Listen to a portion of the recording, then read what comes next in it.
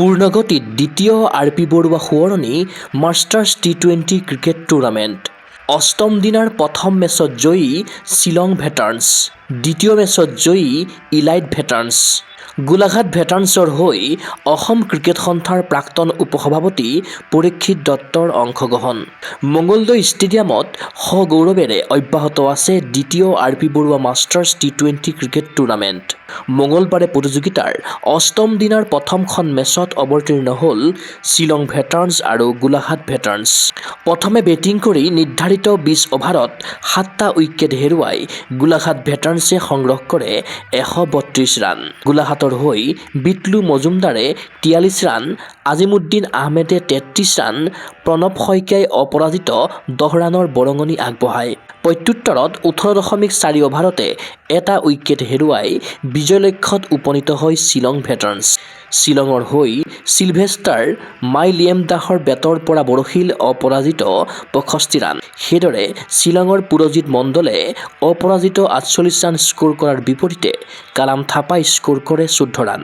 অৱশেষত 9 উইকেটত জয়ী হয় শ্বিলং ভেটাৰ্নছ। শ্বিলঙৰ খেলুৱৈ চিলভেষ্টাৰে লাভ কৰে প্লেয়াৰ অৱ দ্য মেচৰ সন্মান। সুন্দৰকৈ প্ৰতিযোগিতাখন অনুষ্ঠিত কৰাৰ বাবে আয়োজকক ধন্যবাদ জনালে শ্বিলঙৰ খেলুৱৈয়ে।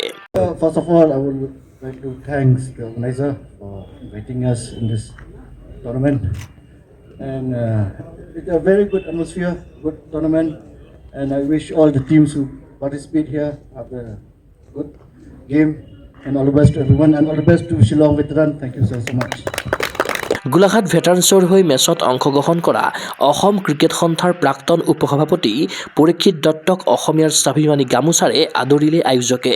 মঙলদৈ ষ্টেডিয়ামৰ পৰিৱেশে আপ্লুত কৰিলে পৰীক্ষিত দত্তক। ভৱিষ্যতে সময় সুবিধা পালে টুৰ্ণামেণ্টখন গোলাঘাটত অনুষ্ঠিত কৰাৰ আশা ব্যক্ত কৰে অসম ক্ৰিকেট সন্থাৰ প্ৰাক্তন উপসভাপতিগৰাকীয়ে। Second R.P. Barua Memorial Masters T20 Mangaldai ক্ৰীড়া সন্থাৰ খেলপথাৰত আয়োজন কৰা এই খেলখন সঁচাকৈ আমি খুব এনজয় কৰোঁ। আৰু এইবাৰ আমাৰ দল গোলাঘাট, এইবাৰ অৱশ্যে দুটা মোৰ দলে খেলি আছে। 91 is my team. Golaghat team আমাৰ আজি লাষ্ট মেচ আছিলে, মই প্ৰথম দুখন আহিব পৰা নাই, তথাপিতো ইয়াত সদায় আহি এটা এনজয় কৰোঁ। এটা ভাল এটমছফিয়াৰত খুব সুন্দৰকৈ ছিনিয়ৰ্ছ ক্ৰিকেটাৰবিলাকৰ গেডাৰিংটো এইটো খুব দৰকাৰী। গতিকে শ্বিলং ভেটাৰ্নছক মই কংগ্ৰেচুলেশ্যন জনাইছোঁ। খুব ভাল তেওঁলোকে খেল খেলিছে আৰু লগতে আচলতে আমি খুব উপভোগ কৰিবলৈ আহোঁ। আৰু মুকুট কলিতাৰ জৰিয়তে যিসকলে খেলখনৰ লগত সদায় জড়িত হৈ পেলাই ইমান সুন্দৰকৈ খেলখন আয়োজন কৰি আছে, আমি আশা ৰাখিছোঁ যে এইখন কণ্টিনিউটিটো মেইনটেইন যাতে হয়। আৰু সুযোগ সুবিধা পালে কেতিয়াবা আমি গোলাঘাটতো এই টুৰ্ণামেণ্টটো পাতিবলৈ আমাৰ আশা আছে। গতিকে এইটো আমি মুকুট কলিতাক আজি এই চেগতে অনুৰোধ জনাইছোঁ, সময় সুবিধা মিলাই ল'ম।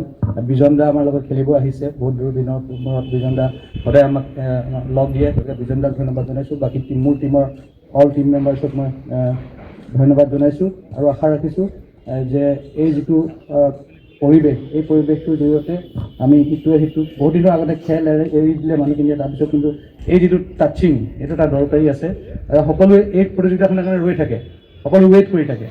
ইমান এটা টিমে খেলিছে, সকলোকে ধন্যবাদ জনাইছোঁ আৰু আশা ৰাখিছোঁ যে আমি সদায় এই প্ৰতিযোগিতাখন এইদৰে এনজয় কৰি যাম। Thank you. আনহাতে মঙলবাৰে দ্বিতীয়খন মেচত অৱতীৰ্ণ হ'ল ইলাইট ভেটাৰ্নছ আৰু Guwahati Doctors Associate United Cricket Club চমুকৈ GDA-UCC। প্ৰথমে বেটিং কৰি ইলাইট ভেটাৰ্নছে 3টা উইকেট হেৰুৱাই সংগ্ৰহ কৰে 203 ৰান। ইলাইটৰ হৈ দীপজ্যোতি দেৱনাথৰ বেটৰ পৰা বৰশীল অপৰাজিত 79 ৰান। প্ৰত্যুত্তৰত 142 ৰানতে থমকিল GDA-UCC। ফলত 61 ৰানত জয়ী হয় ইলাইট ভেটাৰ্নছ। ইলাইটৰ খেলুৱৈ দীপজ্যোতি দেৱনাথে লাভ কৰে প্লেয়াৰ অৱ দ্য মেচৰ সন্মান। ক্ৰীড়া অনুৰাগীৰ আশা সাফল্যমণ্ডিত হওক দ্বিতীয় আৰ.পি. বৰুৱা সোঁৱৰণী মাষ্টাৰ্ছ টি-20 ক্ৰিকেট টুৰ্ণামেণ্ট। মঙলদৈ ষ্টেডিয়ামত বেটে বলে উজ্জীৱিত হওক 40 ঊৰ্ধৰ ক্ৰিকেটাৰ। নিউজ ডেস্ক ৰিপৰ্ট গগো স্পৰ্টছ এনি। ফিজিকেল এডুকেশ্যন বিষয়ত ডিগ্ৰী পাঠ্যক্ৰমৰ কাৰণে অসম তথা উত্তৰ পূৰ্বাঞ্চলৰ প্ৰথমখন শিক্ষানুষ্ঠান অভিৰুচি ইনষ্টিটিউট অৱ ফিজিকেল এডুকেশ্যন।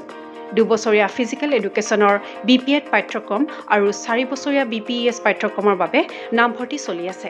বিতংকৈ জানিবৰ বাবে আজি যোগাযোগ কৰক। যোগাযোগৰ নম্বৰসমূহ হৈছে 9435100098, 7002 33540 88765 21098 website www.aipguwahati.in